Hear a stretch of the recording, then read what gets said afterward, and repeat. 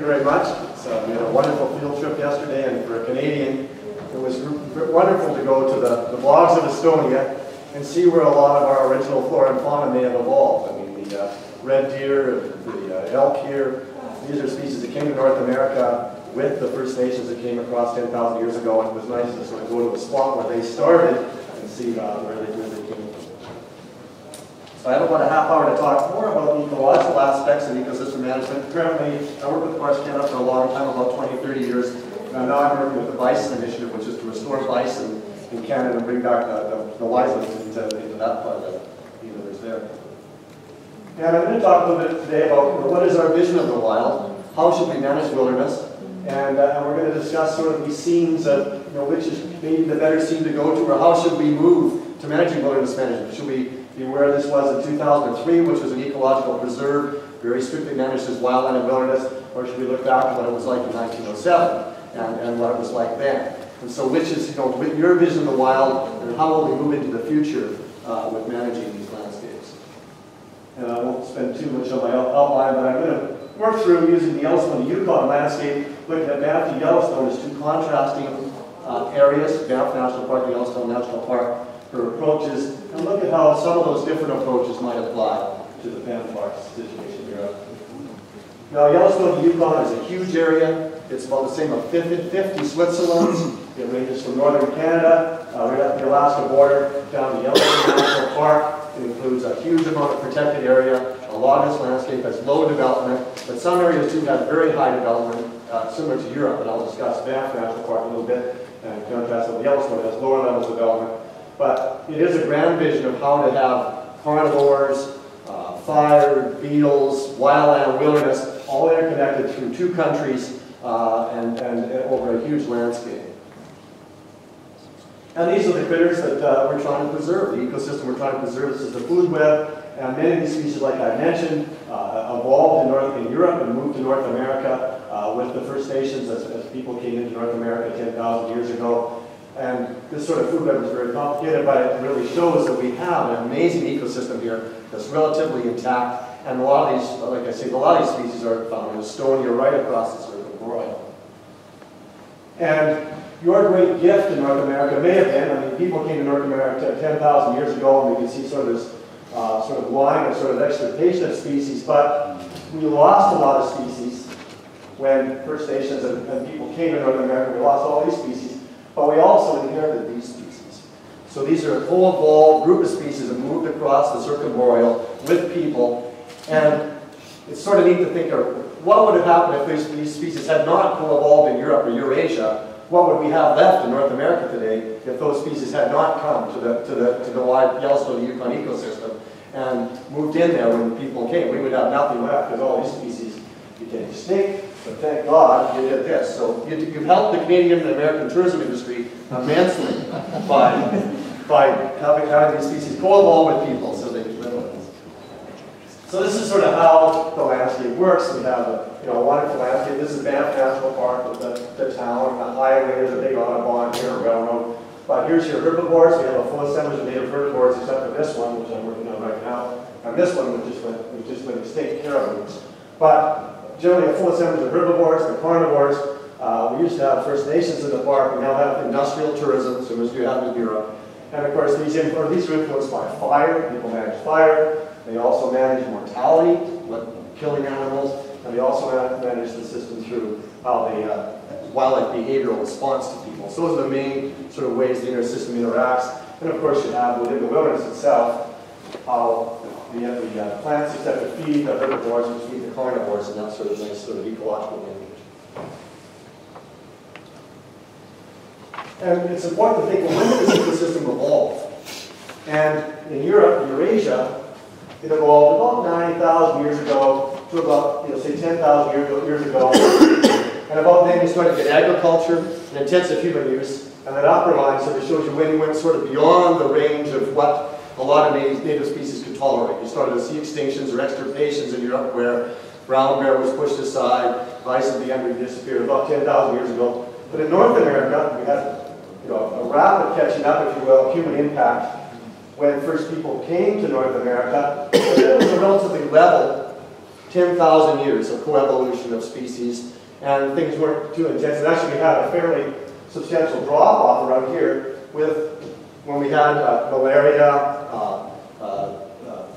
other diseases that knocked down the native peoples dramatically, and then now we're catching up very quickly with Europe in terms of development and intensive land use.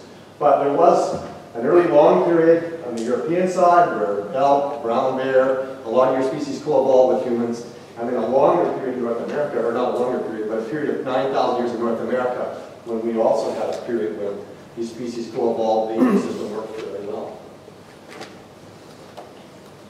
So the two landscapes I'm going to talk about, comparing the Yellowstone ecosystem of how this works, are Yellowstone National Park, which is in the south, down here, and Banff National Park, which is in Canada. And these are Canada's and the United States, respectively, first national parks. And they are famous landscapes, most of you have seen brochures, and many people from China, Europe come to visit these places. And this is the birthplace of national parks. This is National Park Mountain at the junction of the Madison River Junction in Yellowstone National Park, how it looked in 1900, and how it looks today. This is the 1988 fire. Rather intensive herb breach. We moved some of the willows here. And this was the homeland of the Shoshone people at the time of National Park establishment in 1872. And this is Banff National Park. It's a much more intensely developed landscape. This is very similar to Europe. We have a town of 10 to 20,000 people here, an olive lawn, a railroad. There's two ski areas in this picture, one to one side. This is the hillside that Vlado burned when you came there, Vlado. There's your hillside you burned off that day. Just about burned the ski hill down. and of course subdivisions and a much busier landscape, very similar to Europe. And it was the home of the Stony Dakota people at the time of park establishment in 1889. So in terms of management, we moved from hunter-gatherers that went on for thousands of years. Both Yellowstone and Banff went through a very utilitarian period, better control, logging in Banff, extinction of fire, so a long period of utilitarian. Then a natural regulation, wilderness discussion took place in the 1960s, very similar to what Ellen was talking about. And more recently, sort of a refinement is coming off of that, which is an ecological integrity idea of saying, okay, we need to also think about not just what not to do, not to log, not to make mine and that sort of thing, but what we need to do for preservation or restoration of some of these ecosystems, more of an ecological basis. So if we look at our ecosystem, we say, well, where are the main issues in the system? Well, largely they've happened in terms of fire management and how this is cycled around and how that ties to the beetles. Some issues over, particularly in the predators, as to losing predators across North America, and the same as problem you had in Europe. And so, particularly issue one is removal of fire, and this is the back of Grand Teton National Park, the west side, and a picture in 1871 showing lots of fire, and then of course how the system's changed today with very little fire, much more beetles, and a much changed landscape. And across North America, historically fire was very frequent up to about 1900, and now many of these ecosystems right across the whole of the continent are seeing fire regimes that are down to about 1/10 to 100th of the amount of fire they used to have. And that's largely because the big fires are put out, First Nations are not allowed to burn anymore, and we also have intensive fire management with high technology and lots of money spent to reduce the amount of fire. And it's working very well in terms of reducing fire, and it's been very good for the beetles. You know, the beetles are now the primary cycler of trees in North America, similar to what they are in Europe. And another sort of debate that goes on in there is when we do have fires today, they're very, very hot fires, and this low-intensity fire regime that was burning early and burning often by First Nations has disappeared. Native people, traditional burning is gone, and it's been replaced with fires that get away, the big ones. So that's changed. And the other issue is loss of carnivores. That's allowed the herbivores to become very dense. And if you look at exposures inside the national parks, you can see how the riparian zones are being extremely impacted by high herbivory levels due to lack of carnivores, First Nations hunting, and inside the exposures what the vegetation would look like more with lower herbivore levels. And of course, this is largely the decline of predators across North America. High human use better control has pushed back the brown bear, pushed back the wolves. And of course, the removal of First Nations too. They used to hunt the landscape, and they have not allowed to hunt all the way. So the approaches to management are Sort of a wilderness management perspective, we could go to natural regulation, which is sort of wilderness management, ecological integrity, and utilitarian. And I'll discuss the bottom two. And of course, what you allow to do in utilitarian management, you can log, you can fish, you can burn, and we're all familiar with those landscapes. Ecological integrity is much more complicated. You may or may not. And of course, you go to natural regulation or wilderness management, you may choose a much more restrictive management process where a lot of these things are not allowed. And across the Yellowstone Yukon landscape, these processes are these two sort of three management regimes are very common. You can see utilitarian logging, you can see the logging the cut blocks there. You can see a natural regulation police, a wilderness police in the middle, which is no burning except for a very hot fire that got away, midway up the graph there. And over on this side, you can see a landscape that's partially managed for ecological integrity, where there's a bunch of light burning and very small burns. And so you can sort of see at a satellite level how the landscape is being managed over millions of square kilometers. So natural regulation is very similar to Yellowstone, is where it's wildly led, very similar to how PAM parks are targeting. And in Yellowstone, it made pretty good sense, natural regulation. It's a vast wildland, you don't have a lot of development inside the park. The Army was the first people that were brought in to start managing the ecosystem there. So they like black and white rules. Armies like to say yes or no, you can do this or you can't do this, follow your orders. And they've done an amazing job of natural regulation. They stopped culling the elk population, which they did up till 1970. 1988, they did probably the world's biggest experiment with using naturally ignited fires and some human-ignited fires, but letting that fire regime burn across the park. And then probably the most famous example, virtually in the world, of restoration is bringing back wolves to Yellowstone and all the impacts that's had. And ecologically, we'll just choose a brief indicator. Generally, the elk population rose dramatically with natural regulation. When wolves were brought back, they went down. Even with the fires, the elk population has gone down. And the bison population has gone up generally. And it's probably because red deer are not they're very susceptible to predation, but bison do very well under predation. They can still push those predators back. So bison is sort of more adapted to long-term predation, except for humans, but the elk population is dropped. And the vegetation in upper elevations is recovering. It was very much impacted by erosion. And you can see aspen trees coming back all through the upper elevations of Yellowstone. But at the lower elevations, this is an exposure near the park headquarters. From Google Map, you can still see the effect of that exposure on Google Map today, that there's intense herbivory going on at lower elevations. And that's largely because high human use. And high human use blocks the predators from using those ecosystems. It's showing people don't use this landscape anymore.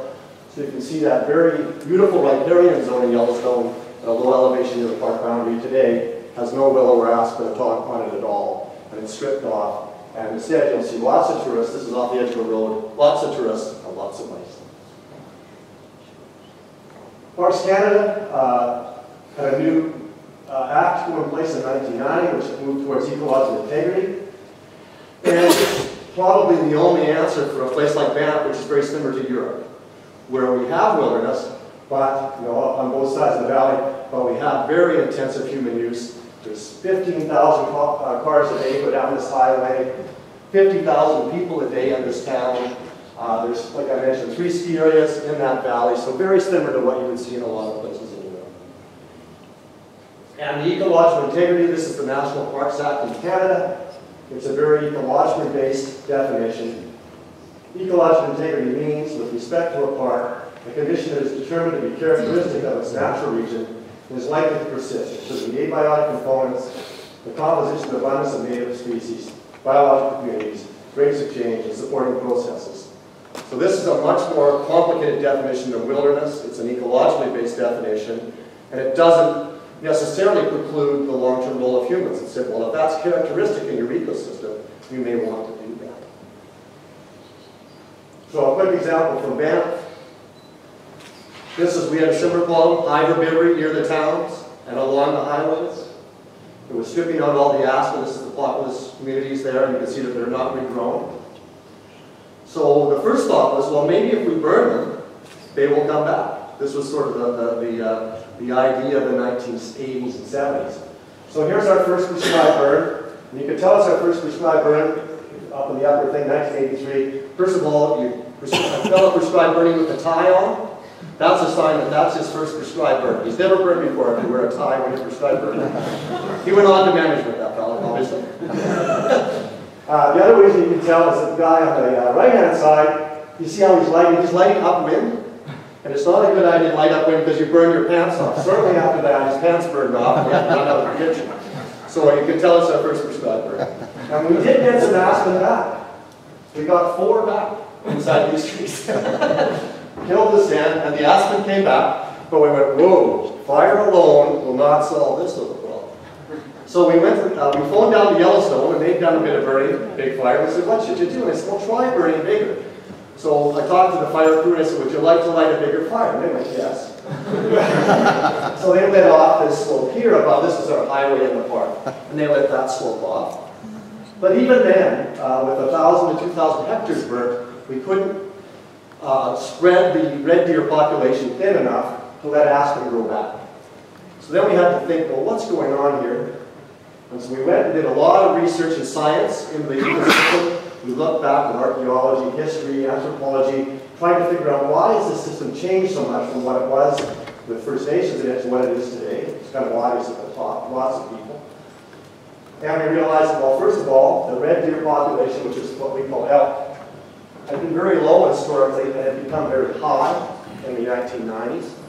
The bison population, of course, had become extirpated due to hunting across the west. So we realized there's been a great change in those 2 species. That's important because red deer is a browser, a generalist, and elk or bison are primarily grazers. And we also recognized that the fire regime had changed dramatically too. That it had been a very, very spatially variable fire regime. With First Nations, we felt often burning the first thing in the spring on these grassy slopes, possibly for bighorn sheep, possibly for bison. But that back area there in April is full of snow, and it remains full of snow till late in July in many cases. So you have very frequent fires on the dry slopes, maybe less than 50 years, and in the backcountry, back maybe every 300 to 500 years. So that's a human fingerprint of saying that human burning had burnt those slopes before lightning season, and then in the back, maybe every few hundred years with lightning strikes. So a very complex fire regime. And so if we were going to prescribe burn, we had to think about that when it happened. And we realized that the landscape had changed. It was now a landscape that used to be frequently burnt with high predation risk to the First Nations and other people along those valley bottom trails. And it was actually quite safe for red deer right along the edge of the highway because the predators would not go near the highway. They would go near the highway. And of course, the great landscape changed. The riparian zones were changing. With lack of fire, they were turning into dense spruce stands as opposed to being poplar and willow, good for beaver, like along the streams in Suma Park. So we recognized not only was the system out of whack just in terms of fire regime, it was also out of whack in terms of vegetation cover, it was out of whack in terms of predators, and it was out of whack in terms of human use and types that was causing a lot of these problems. And it would not be a simple quick fix just to add fire or add predators. You needed to look at how the ecological integrity of the whole system works and decide, science can tell you this, what's the range of variability, science can tell you that, where you are today, but it's a social decision. Do you put the star back in the box? That's where your social science has to come into play. So Banff did a lot of things. It built $50 million in highway mitigation to try and save the predators or store predators, putting structures in, fencing the highway, getting those elk out of the ditch and pushing them back into the forest where the predators were. Wolves loved it. They liked the highway structures. And grizzly bears really liked these structures. The brown bears loved those structures. They started to go over the highway structures. This is the last 10 or 15 years of crossings on the structures. The grizzly bears, the brown bears are starting to use those structures as sheds and camp. And ironically, the red deer didn't do very well. The red deer used to be scattered up and down the whole valley, the Wapiti. As the predators started to come back away from the town of Banff, you can see that the population began to drop in the upper right box. And you can see that the elk, or the red deer, are all moving towards the town. And by 2000, in this picture, they are right beside the town. And of course, this is kind of obvious what happened. Here's the wolves out here in the red and the green, and there's the elk in town. The Wapiti moved to town. And this is the story. There they are. And one thing I always ask people at the slideshows I give, I say, listen, win a 6-pack of Canadian beer, and I will mail you a 6-pack of Canadian beer. If you can find me, this, we call these elk, if you can find me a picture of an elk standing beside a teepee. I can find all the elk I want standing by houses, standing by cars, and everything in the modern environment, but I rarely get pictures of elk standing beside teepees. I've got one. Here's the one I got.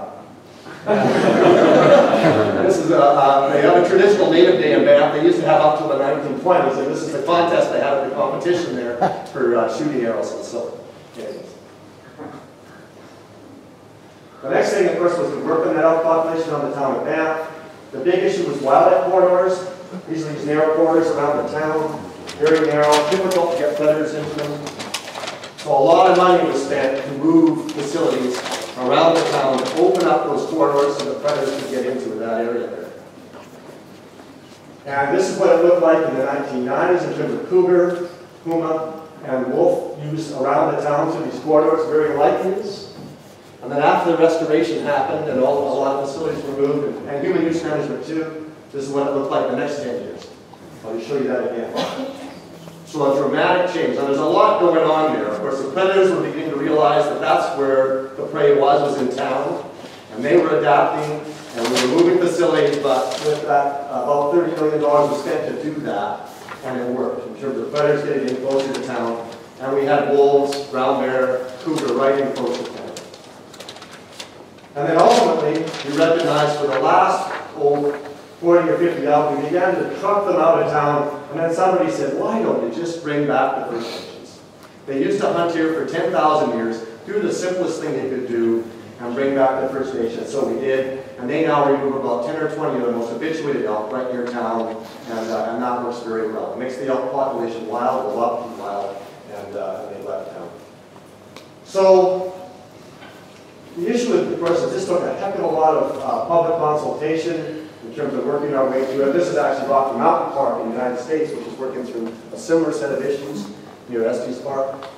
And to try to move those green stars inside the red blocks, that takes a lot of public involvement. And after all these things were done, including the public involvement, we then returned back to prescribed burning in about 2005. We started burning again in 2003, very widespread across the valley. And you can see the burning has gotten quite in close to where the town and the highway is. And we had to because of the beetle. The beetle was getting incredibly, starting to dominate the ecosystem there. And fire used to dominate the day, but the beetle was dominating today. So we said, well, let's get fire back. The ecosystem was recovering very well in Banff. This is what the riparian zone looked like in 1889. What it looked like in 1999. It was just about stripped of willow and alder and other species. And how it's coming back today. And so it's, the process is working. And so you can contrast the two approaches. In a dense valley or a valley body right with high tourism, ecological integrity may be the way to go. And so possibly this is the future of where Banff parks will go as ecological integrity for some of its wilderness areas. But ecological integrity is problematic. It's got difficult science. Very complex decision making because you have to work with a lot of public to decide to do this, and of course it's expensive. If you want to bring back or manage the ecosystem as it was 1,000 or 4,000 years ago or whatever, it's expensive. And to bring back native peoples, I mean these people, you know, they don't exist anymore. This is the modern people, and you know, they have their own issues and want to come up to the park. So and it's complicated. There's a lot of maybes if you go to ecological integrity. Wilderness management is quite simple. Don't do everything anywhere, everywhere. Utilitarian management, you can do everything everywhere all the time. But decide to be maybe, that's a tough problem. So, Gallardo and I have been talking a lot the last week or so here, 3 days we've been together, about, you go to utilitarian and you are now moving towards wilderness management, natural regulation, and then maybe you may move to ecological integrity. And one idea is, could you move straight from utilitarian management to ecological integrity? I don't think so. I think you have to go to natural regulation and wilderness management first and say, listen, we have to let these natural processes be a dominant part of the process, or the dominant way the landscape works. And then you may fine-tune with an ecological objective towards ecological integrity. but we'll probably have to go to natural regulation and wilderness management first. So I commend you in the way you're moving to try and get more and more parks, doing wilderness first, natural regulation, and then decide what you need to do, because you can't do it everywhere all the time. It's very expensive, it's costly, it's difficult, so you may only do it in some landscapes. And maybe one place in North America can really help you is that in terms of characteristic ecological conditions, we've only lost them 100 years ago. How this ecosystem evolved, you may have lost it thousands of years ago. So in some places, you can come to North America and say, well, how did fire regimes work? How did native peoples work? What is their traditional use? And see how that happens, because it's still almost extant in North America, whereas it's been thousands of years since it passed in Europe. So possibly that's an option. And so we can maybe return the favor of you giving us all those native species. We can say, well, this is how it might have worked for recently. So what is your vision of the wild? We'll have to see. And questions? I think I have a minute. Yeah.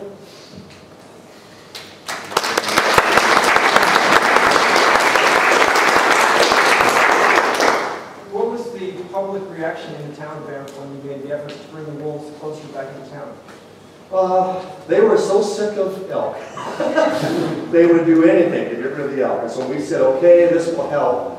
And we were lucky. We didn't have any, we had one person killed by a cougar, but not directly during that period. And the elk population went down very dramatically at the same time.